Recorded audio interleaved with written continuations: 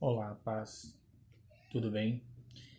Voltei novamente com uma série de estudos que eu me propus a fazer com diversos assuntos. Como eu já havia dito, eu postei alguns vídeos falando sobre alguns determinados temas e assuntos. E como nós da igreja não estamos tendo nem a escola bíblica dominical e nem o seminário, eu me propus a fazer alguns vídeos de estudos e que possa ser de grande valia àqueles que têm dúvidas, curiosidades, enfim. Então vamos lá. Um dos temas que eu também gostaria de mencionar aqui é sobre a Bíblia. É um tema também que causa bastante dúvida. Tem muitas pessoas que conhecem, tem muitas pessoas que não sabem a origem, a formação, o cânon, enfim. Então eu vou falar de uma forma breve e que seja também entendível, né? Então vamos lá. Também gostaria de separar um versículo para mencionar que tem a ver com o assunto, o tema que nós vamos falar, que é a Bíblia. Então vamos lá. Está lá no Evangelho de João, do capítulo 5, no versículo 39, que diz assim: Examinai as Escrituras, porque vós cuidais ter nelas a vida eterna, e são elas que de mim testificam. Nada mais nada menos um versículo que tem tudo a ver, que fala sobre procurar nas Escrituras, buscar nas Escrituras, que nós teremos a vida eterna. Enfim, eu separei esse versículo, é até um versículo que nós usamos na Escola Bíblica Dominical. Foi um versículo que nós usamos também numa de nossas camisas estampadas, né? Para mostrar como é importante o ensino, como é importante o estudo da palavra, enfim. Quanto mais conhecimento, melhor a gente cresce espiritualmente, é importante. Então vamos lá. Todos conhecem a Bíblia. Deixa eu colocar aqui, né? Um pouquinho. A Bíblia é um livro. Tá aqui demonstrando, né? Um livro. Esse livro aqui é um dos livros, acredito eu, mais lido no mundo. É um dos livros que tem maior venda e procura no mundo inteiro. Eu não coloquei nenhuma estatística aqui referente a isso, porque na verdade eu queria falar mais do conteúdo na questão de quanto tempo foi feito esse livro, a Bíblia, em quanto tempo, por quantas pessoas, enfim. É um estudo breve, rápido, só para a gente ter um pouco de entendimento. Vamos lá. A Bíblia foi escrita por aproximadamente 40 escritores, 40 autores, num período de 1.600 anos. Importante isso, a gente saber que a Bíblia foi escrita por 40 pessoas de diferentes áreas, vamos dizer assim. Cada um tinha uma profissão, resumidamente tinha pescador, tinha médico como Lucas, enfim, profetas. Então, pessoas de determinadas funções e trabalhos, só que num período de 1.600 anos. É importante a gente saber sobre isso. A Bíblia tem 39 livros no Antigo Testamento, isso nos livros protestantes, tá? Nos livros da Igreja Católica possui mais 7 livros, então é no total de 46 livros. E esses livros que contêm a mais na Bíblia Católica são chamados de apócrifos. São livros que não são reconhecidos, não houve o cânon dela. Então elas foram considerados livros não inspirados. Então os livros que foram inspirados também, que também tem tanto na Bíblia Católica quanto na Bíblia Protestante, são 39 livros. No Novo Testamento possui 27 livros. Total de livros na Bíblia são 66 livros. Interessante isso. Essa questão dos livros apócrifos, houve um concílio, e esse concílio determinou quais eram os livros que eram livros inspirados e quais livros não eram os inspirados. E daí sim formou-se o cânon, né? E aí constituiu esses 39 livros que tem na Bíblia protestante. A primeira tradução da Bíblia, ela ocorreu no ano de 1542, foi no Concílio de Trento. Até estava um estudo, né? Tem isso na história da igreja. Se vocês se interessarem, é muito importante, é muito interessante conhecer a história da igreja, a história da nossa igreja, porque muitas pessoas frequentam igrejas, mas elas não têm ideia nenhuma sobre conhecer a história da igreja onde ela frequenta, da onde ela veio, como surgiu, enfim. A história é muito importante para se conhecer lá de trás, onde aconteceu, até chegar nos dias de hoje. Então, como eu disse, a primeira tradução foi feita por Jerônimo, né, que é a Bíblia chamada Vulgata Latina, no ano de 1542. Essa Bíblia foi traduzida, na verdade, né? A primeira vez traduziram ela para o latim, né? Na verdade, ela era toda no hebraico, né? E depois no grego, e aí ela foi traduzida, tanto é que chamou Vulgata Latina. Depois, seguindo essa linha de teólogos que ajudaram na tradução da Bíblia, até da reforma pós-reforma protestante, teve John Wycliffe no século XIX, se eu não me engano.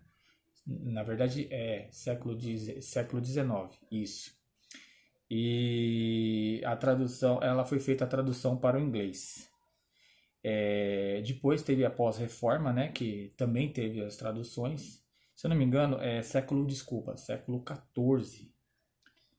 Depois teve pós-reforma, teve a Martim Lutero, que foi a tradução da Bíblia, da Vulgata Latina, que foi traduzido para o alemão.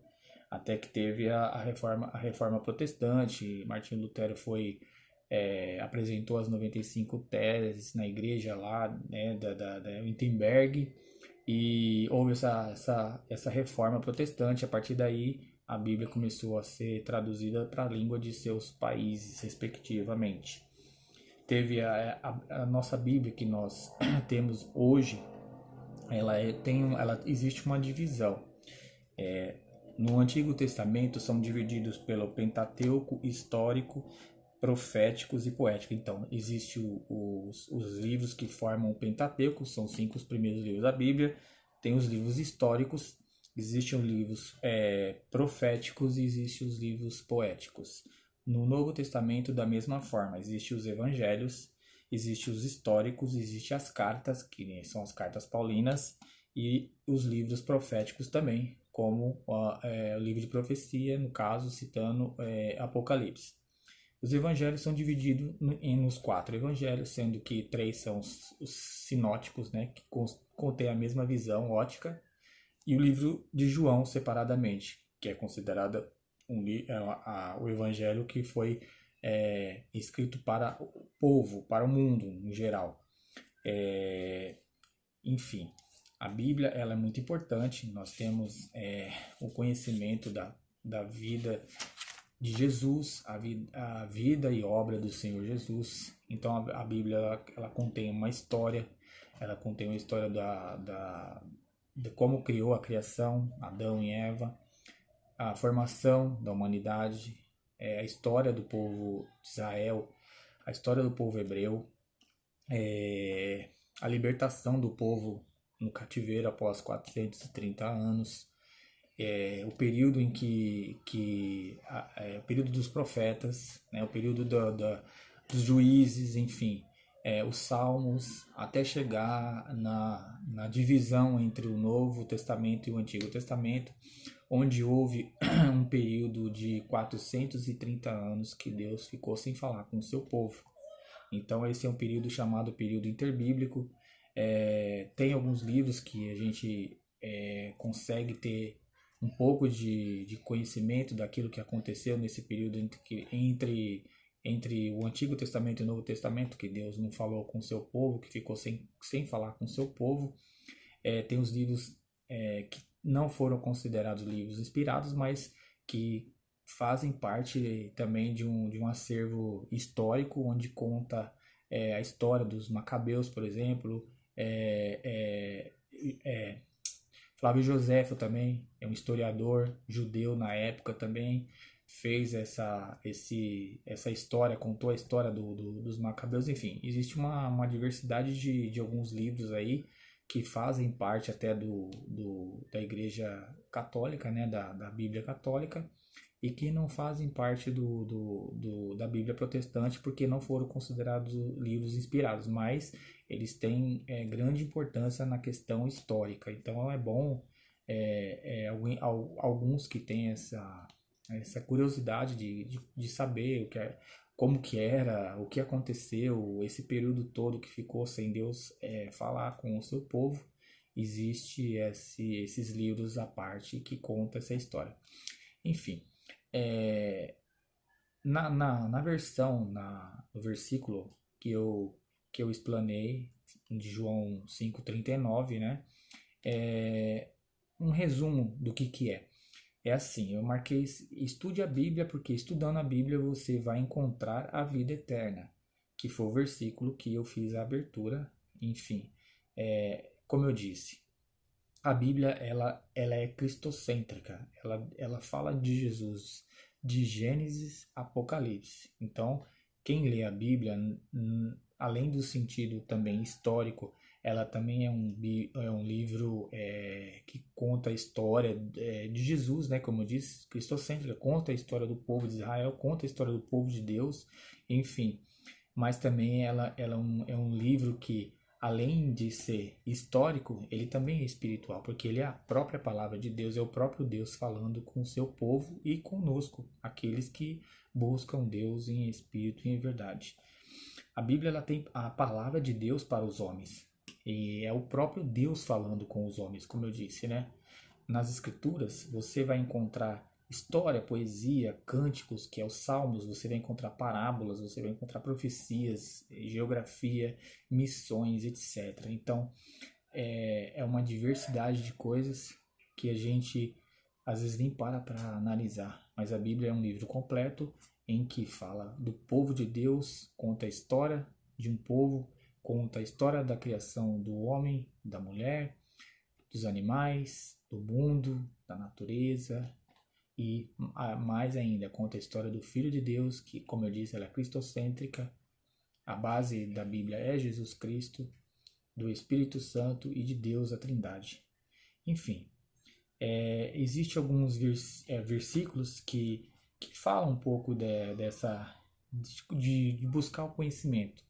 Gostaria de citar alguns versículos aqui, que é Josué, capítulo 1, versículo 8, Salmos de número 1, versículo 3, Romanos, capítulo 10, versículo 8, Salmos, capítulo 63, versículo 6, Salmos 119, versículo 148, Oséias 4, 6 e Oséias 6, 3. Oséias 4,6 diz que o meu povo perece por falta de conhecimento. De conhecimento do quê? Da palavra de Deus. Então, quanto mais busca o conhecimento, mais a gente fica próximo de Deus. Quanto mais a gente não busca esse conhecimento, quanto mais a gente fica próximo do pecado, mais a gente se afasta de Deus.